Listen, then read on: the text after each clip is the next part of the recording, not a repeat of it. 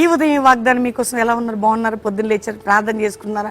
మీ అందరూ దీవించబడాలి, బలం పొందాలి, క్రీస్తు కొరకు ముందుకు సాగాలి, ఆత్మీయంగా ఆరోగ్యపరమైన ఆర్థిక ప్రతి బంధకాలను దేవుడు తెంచడానికి ఇష్టపడుతున్నాడు.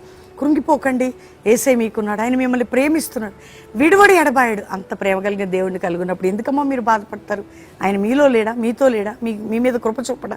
కాబట్టి ధైర్యంగా ఉండండి. కీర్తన 66:6 వారికట నీళ్లలో నుండి ఒక ఎండిన దారి ఏర్పాటు చేశారట. అది మేము చూసి సంతోషించింది. నీ జీవితంలో ఒక దారి ఏర్పాటు దేవుడు సంతోషింపజేసి కృపను నీకు ఇవ్వబోతుండగా ధైర్యంగా ఉండు. తండ్రి రక్షించండి, కాపాడండి, భద్రపరచండి, విడిపించండి శత్రు నుంచి, మానసిక రోగ బాధ పోరాటాల నుంచి.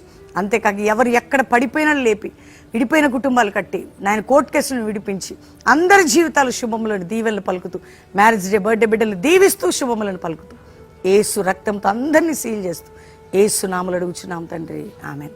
God bless you. Pastor Praveen official follow అవ్వండి. దేవుడు మిమ్మల్ని దీవించును గాక. Praise the lord.